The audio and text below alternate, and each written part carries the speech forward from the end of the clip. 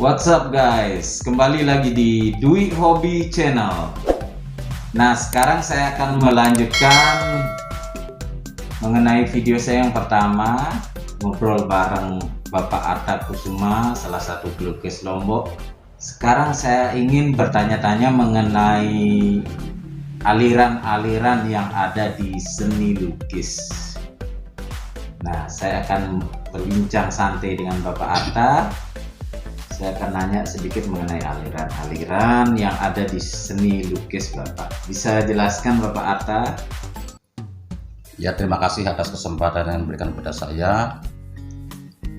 Dunia lukis ini banyak berbagai macam aliran yang ada, dan itu pun aliran itu diklasifikasikan oleh seorang pengamat seni. Nah, jadi pelukisnya itu terlepas dari aliran apa yang dia suntuki, itu bukan menjadi tujuan. Misalnya begini, ketika seseorang itu memulai belajar melukis, itu tidak ubahnya seperti orang belajar menulis. Misalnya ini Ibu Budi naik tipis turun tebal, naik tipis turun tebal. Itu memulai dengan dunia sketsa, dan itu udah mulai namanya realis. Nah, jadi dari realis itu adalah melukiskan bagaimana bentuk yang sebenarnya. Misalnya seperti buah mangga atau bunga mawar dan lain sebagainya, itu mengarah ke alam benda. Dan kemudian dari realis ini seperti tulisan tadi, melukis awal menulis sama, naik tipis turun tebal. Kemudian lama-lama penulis itu tidak akan seperti itu tulisannya. Jelas nanti setiap pelukis itu akan mempunyai gaya sendiri seperti orang menulis. Jadi semua orang abjad itu sama, tulisan itu sama, tetapi khas karakter dari tulisan itu semuanya berbeda. Nah, demikian juga dengan tulisan. Nah, seandainya seorang pelukis itu sudah biasa melukis realis ke alam nyata, kemudian lama-kelamaan seiring berlalunya waktu, atas kedewasaan daripada goresan, dia akan bisa beralih dengan sendirinya menjadi dia ekspresionis. Ekspresionis itu adalah tulisan cepat, seperti tulisan dokter, ekspresi. Tapi seorang apoteker akan bisa membaca resep itu. Demikian juga dengan lukisan. Nah, pada akhirnya sampai pada tingkat abstrak itu ya, itu abstrak itu bukan melukis bentuk lagi, dia menuangkan rasa dalam kanvas. Misalnya seorang pelukis abstrak tidak akan bisa melukis abstrak bagaimana melukis kopi misalnya. Dia yang dilukis bukan cangkirnya lagi, bukan lagi bentuk daripada cangkir atau isinya, tetapi bagaimana rasa kopi itu yang dituangkan. Nah, itu abstrak. Nah, mungkin demikian yang saya sampaikan. Dari berbagai seni itu, berbagai aliran dalam lukisan itu seorang pengamat nanti yang akan memberi penilaian apakah ini tergolong surrealis. Misalnya kalau surrealis itu adalah mimpi, di mana realitas yang ada bercampur dengan angan-angan senimannya. Nah, misalnya ada manusia bisa terbang dan lain sebagainya. Kalau realis, real, bagaimana kenyataan alam yang ada. Kalau ekspresi itu bagaimana dia mengekspresikan gejolak jiwanya. Nah, jadi semuanya diawali dengan melukis realis. Mungkin itu saya. Nah, kalau saya tangkap Pak ya, di sini ada beberapa yang Bapak sebut seperti surrealisme, ya, realisme, ya, naturalisme, abstrak, ekspresionis. Nah, semua lukisan itu mempunyai karakter sendiri dan punya arti dan makna sendiri ya Pak ya.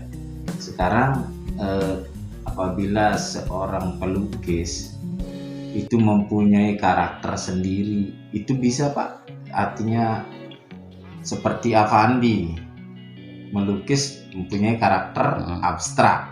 Nah, selalu beliau gaya itu ya. Ya. Kalau Bapak sendiri gimana Pak mengenai aliran lukisan yang Bapak tekunin? Nah, jadi sebagaimana saya sampaikan tadi bahwa melukis itu kalau dulu ada istilah sketsa, ada gambaran, ada lukisan dekoratif, ada lukisan di atas kanvas, ada lukisan cat air di atas kertas. Nah, kalau di era ini hal seperti itu sudah seolah-olah gimana ya, ada semacam kemajuan atas apa yang disampaikan oleh para pengamat seni. Yang namanya lukisan itu tidak lagi harus pasang spandrang dan kain kanvas dan lain sebagainya. Jadi apapun benda itu, apakah itu karton atau yang berserakan, jadi sudah tidak bisa diklarifikasikan mana itu lukisan, mana itu sketsa, mana itu gambaran, sudah menyatu satu kesatuan. Nah, jadi seorang seniman apapun gayanya itu, orang nanti akan membaca. Seandainya pelukis sudah mempunyai karakter sendiri. Nah, jadi mau ngelukis di triplek, mau ngelukis di kanvas atau di cair, nanti Pak Dwi akan bisa bilang begini, oh ini lukisannya Pak Arte. Jadi apapun yang dipakai, apapun yang dihasilkan, jadi goresan itu yang punya khas. Jadi bukan terletak pada temanya. Ciri khas itu ada dalam goresan seorang, bukan dalam temanya. Berarti bisa dikatakan Pak Arte ini semua jenis aliran. Memang kita bukan sebenarnya saliran, semua bahan harus kita coba.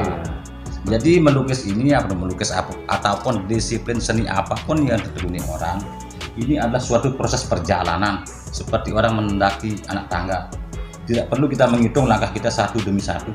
Yang penting kita terus berjalan, terus belajar dan tidak henti-hentinya sampai usia menutup mata.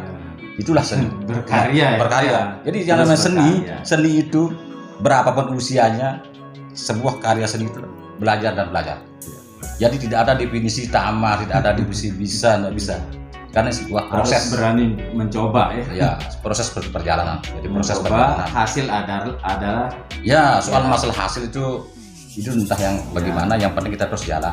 Soal hasil itu kan terserah orang lain. Mengenai hasil itu bukan kehendak kita. Ya, itu berdasarkan pengalaman. Semakin sering kita melakukan artinya melukis, itu semakin berkembang kreativitas kita. Melukis itu bukan barang kerajinan. Kalau melukis itu cuma bisa dilakukan satu kali dan tidak bisa diulang lagi. Kalau barang kerajinan itu bisa diulang-ulang dengan bentuk yang sama, bentuk yang sama, dimensi yang sama. Contohnya seperti sablon atau ukiran yang untuk kerajinan itu. Tapi kalau lukisan itu dia akan berubah terus tidak bisa diulang dengan dimensi yang sama. Nah, sekian yang bisa saya obrolkan bersama Bapak Arta Kusuma ini. Lain kali kita akan bahas mengenai hal yang lain. Jika ada salah-salah kata mohon dimaafkan, dan ingat subscribe, tekan lonceng untuk mendapatkan notifikasi dari video-video saya di channel Dwi Hobby Channel. Terima kasih. Sampai jumpa. Bye.